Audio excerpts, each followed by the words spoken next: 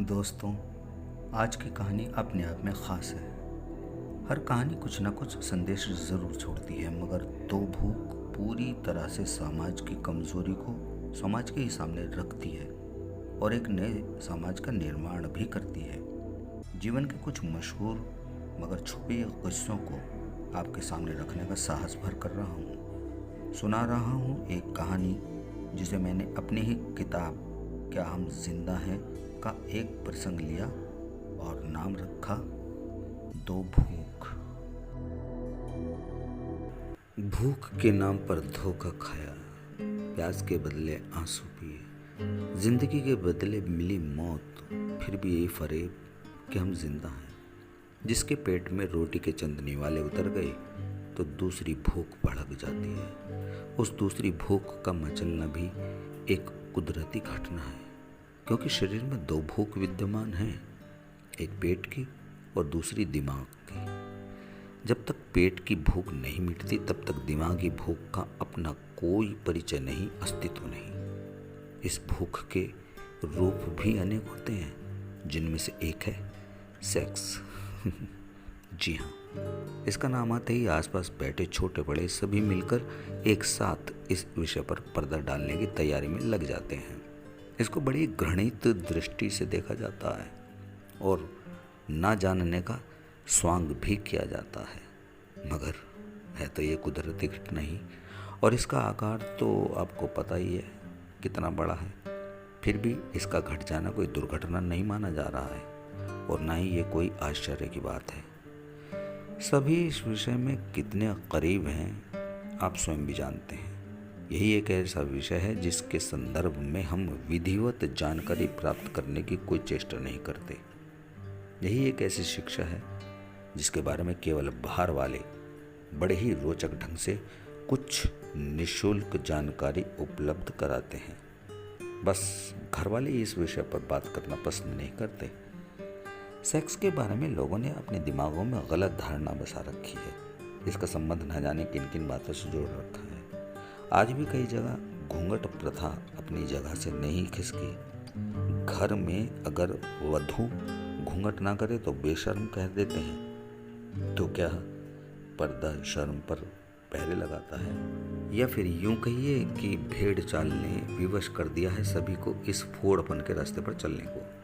पुत्र वधू से पर्दा कराते क्यों हैं, ये बता पाना तो स्वयं वधू के भी बस की बात नहीं, और क्यों नहीं कराना चाहिए ये मैं आपको बता रहा हूँ। पर्दा प्रथा पर ज्यादा जोर देने का मतलब है कि सभी मर्द जाति की नीयत में खोट है। छोटे भाई जैसे देवर में खोट, बड़े भाई जैसे जेठ में खोट, पिता जैसे ससुर में खोट, यानी ससुराल पक्ष के सदस्य स्वयं ही ये स्थिति पैदा करते हैं।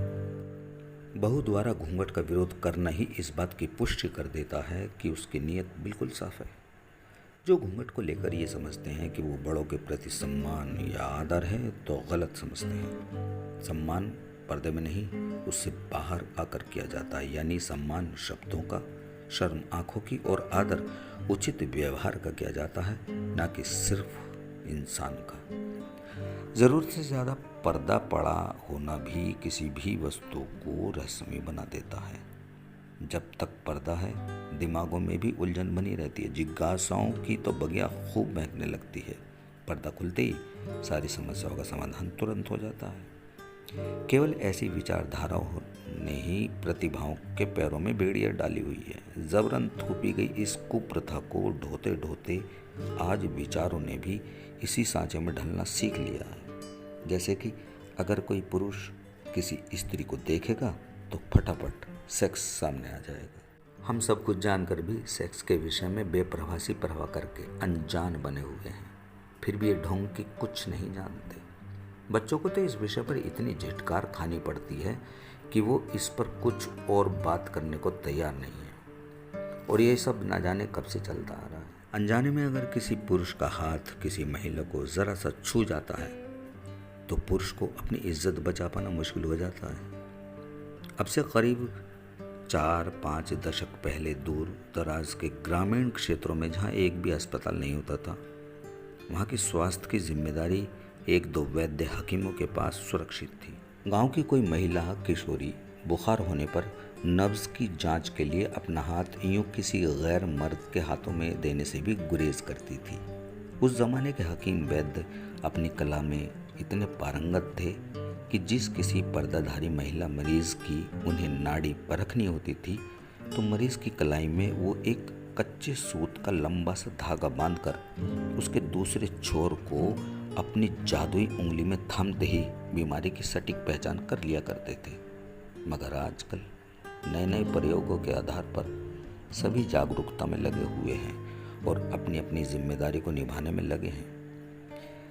इससे साइंस न जाने कहां से कहां पहुंच गई है। वहीं उन हकीमों वैद्यों की वो जादुई उंगलियां शिथिल पड़ गई रह गई। धीरे धीरे उनकी कला समाप्त हो गई। इतना बदलाव आने के बाद भी हम सेक्स की विधिवत पूर्ण जानकारी को लेकर अभी भी अधूरेपन का ढोल पीट रहे हैं। शारीरिक रूप से नहीं बल्कि मानसिक रूप से, क्योंकि इसका संबंध सीधा सटीक मस्तिष्क से है। अगर दिमाग संतुलित नहीं तो सेक्स का भी कोई परिचय नहीं। दिमाग और सेक्स इन दोनों के मध्य सेतु का कार्य करती हैं हमारी ये दो आंखें। किसी भी दृश्य को देखती आंखें हैं पर निर्णय लेना दिमाग का ही काम है।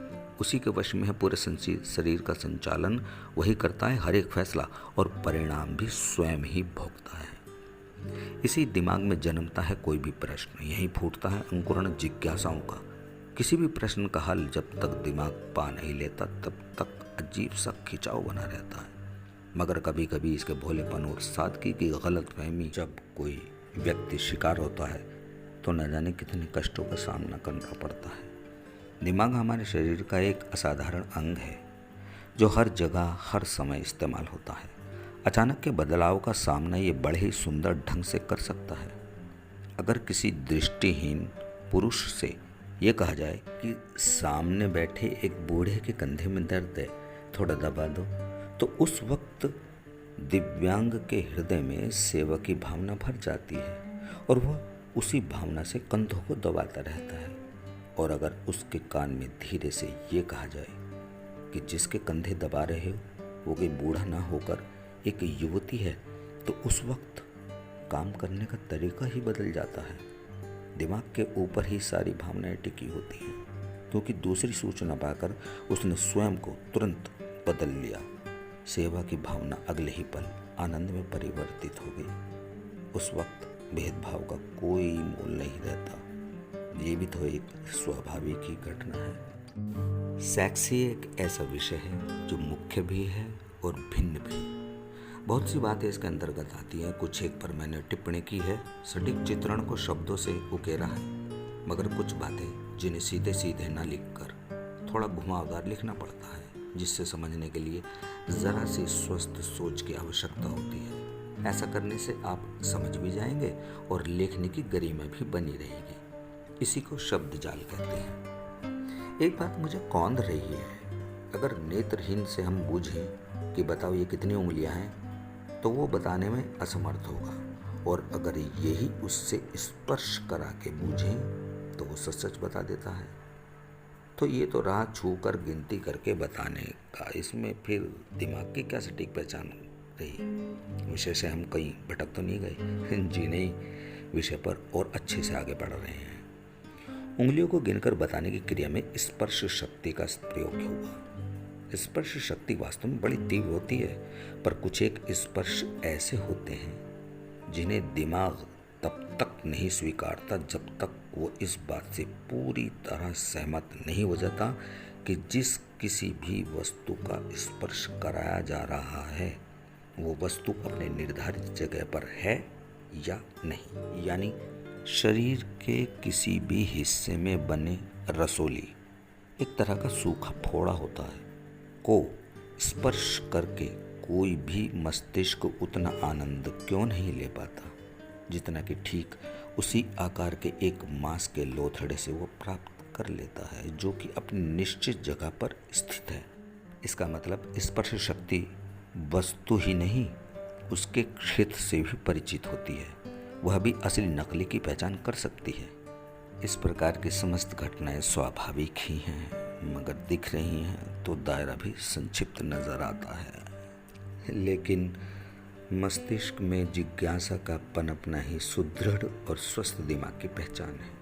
उचित जानकारी के साथ किसी भी प्रकार की जिज्ञासा को शांत करने में केवल ऐसे ही स्वस्थ दिमाग सफल होते हैं। अपने ही परिवार के बच्चों द्वारा पूछे गए कुछ अलग तरह के प्रश्नों का सही सोचकर तुरंत उत्तर देना भी एक कर्तव्यवान दिमाग की पहचान है। लेकिन ज़्यादातर यही देखने को मिलता है कि जब कोई बच्चा बड़ों से सवाल करता है तो जवाब में यातनाओं के साथ उसे झिटकार भी मिलती है, उसको चुप रहने की हिदायत भी दी जाती है। ऐसे व्यवहार से बच्चे के मन में उस सवाल का जवाब पाने की इच्छा और बढ़ जाती है। बच्चा कोई भी हो, वो अपने दिमाग का इस्तेमाल बड़ों से भी बेहतर ढंग से कर सकता है। इसका सीधा सा प्रमाण यही है कि जिस समय बच्चे के दिमाग में कोई बात आई तो उसने बड़ी ही आसानी से पता लगा लिया कि यह एक प्रश्न है और इसका जवाब भी होगा। मतलब वो जवाब पाने के लिए यूं ही किसी अन्य को नहीं पकड़ता, सर्वप्रथम अपने माता पिता अभिभावक को ही वो प्राथमिकता देता है। ऐसा वो इसलिए नहीं करता कि बच्चा आपका है, नहीं, वो दुनिया में सबसे ज़्यादा अक्लमंद, ज़्यादा समझदार अपने माता पिता को ही मानता है। ऐसी उसकी अमिट धारणा होती है, विश्वास होता है। और अगर उसके बावजूद भी उसे केवल एक प्रश्न के जवाब के रूप में डांट फटकार खानी पड़े तो फिर बच्चा सहज ही अपने मन को समझा लेता है। परंतु इस बार मनोभाव पहले जैसे नहीं रहेंगे, बिल्कुल विपरीत हो जाएंगे। अब आपकी तस्वीर बच्चा अपने दिमाग में कुछ ऐसी बैठा लेगा कि मैंने दुनिया में जिसको सबसे ज़्यादा अक्लमंद माना, जिसे मैं इतना समझदार मानता था, वो तो वास्तव में मेरा भ्रम था। उसके बाद फिर कभी भी वो कोई प्रश्न नहीं करता है। ऐसी स्थिति में बदलाव ज़रूर आते हैं, वो इसलिए कि जिस जिज्ञासावश वो एक प्रश्न के उत्तर को घर वालों से नहीं जान पाया, अब प्रश्न भी अपना आकार बढ़ाएगा। उसका नन्हा सा सवाल एक विशाल रूप धारण करेगा। तब बच्चा और ज़्यादा विचलित होकर घर की दहलीज को पार कर बाहर निकल आता है। अब किसी से भी जानकारी प्राप्त करने की इच्छा में इधर उधर भटकता रहता है। जवाब में कोई गलत बताता है तो कोई सही बताते हुए गलत तरीकों का इस्तेमाल करता है, जिससे बच्चे की बुद्धि पर इसका बहुत बुरा प्रभाव पड़ता है। सिर्फ एक बार की घटना ही उसके दिमाग को बेकाबू कर देती है। परिणाम ये कि एक किशोर अवस्था तक पहुंचने से पहले ही वो भटक जाता है, जिससे उसके जीवन में बहुत सी परेशानियां आ जाती हैं। एक भली सी जिंदगी उचित समय पर उचित शिक्षा न मिलने के कारण हमेशा के लिए बिखर सी जाती है, और ये सब हुआ अभिभावकों की अज्ञानता के कारण।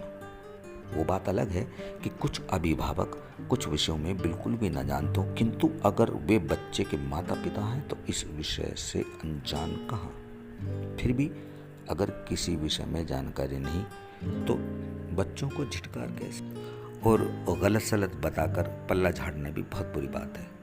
जिस विषय में आप नहीं जानते, लोगों में अपनी छोटी शान को बरकरार रखने के लिए उल्टी सीधी जानकारी देकर पीछा नहीं छुड़ाना चाहिए। जैसे कि एक बार किसी गांव में एक ऊंट आ गया। आपने सुन रखी होगी कहानी, लेकिन मैं कुछ और ढंग से बता रहा हूँ। अब एक बच्चा दौड़ा दौड़ा बाहर आया, जो कि ऊंट के गले में एक घंटी भी लटकी हुई थी। अब उस बच्चों को नहीं पता था कि ये जानवर इसको क्या कहते हैं, इसका नाम क्या है, और ये जो बड़ी सी चीज़ इसके गले में लटक रही है, इसका क्या नाम है। बच्चा दौड़ा दौड़ा घर के अंदर गया और बोलने लगा, पिताजी ये बाहर आकर देखो, चलो तो सही, किसके गले में क्या लटक रहा है। बच्चे की उलझी बातों से पिता भी परेशान थे, क्योंकि बच्चा ना तो ये जानता था कि जानवर ऊँट है और ना ही ये टन टन बजने वाली को घंटी कहते हैं। पिता बाहर आए और चुप रह गए। पीछे से बच्चे ने फिर पूछा, बताओ ना, इसके गले में क्या लटका है। बच्चा मन ही मन खुश हो रहा था, आज मेरे पिताजी बहुत अच्छी बात बताएंगे। इतने में बच्चे ने उत्साह से फिर पूछ लिया, पिताजी बताओ ना।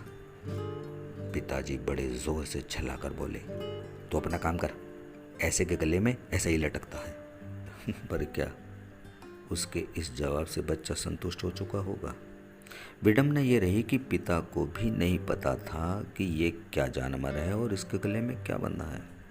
अब आप ही बताइए, अगर वो किसी से पूछकर बता देता तो क्या ये शर्म की बात थी? यही एक बात है बस हम लोगों में, जहाँ हमें शर्म करनी चाहिए वहाँ हम बेशर्मी पर उतर आते हैं, और जहाँ शर्म की कोई बात नहीं वहाँ हम झिझकते हैं। और ये सब हुआ आत्मविश्वास की कमी के कारण, जो कि अनुभव से आता है, और अनुभव केवल और केवल शिक्षा के माध्यम से ही संग्रहित किया जाता है। फिर शिक्षा किताबी हो या सामाजिक व्यवहारिकता की। ये थी मेरी आज की कहानी। दोस्तों, प्रसंग अगर अच्छा लगा हो तो कहानी को खूब दिल से लाइक करना, शेयर करना और चैनल को सब्सक्राइब ज़रूर करना।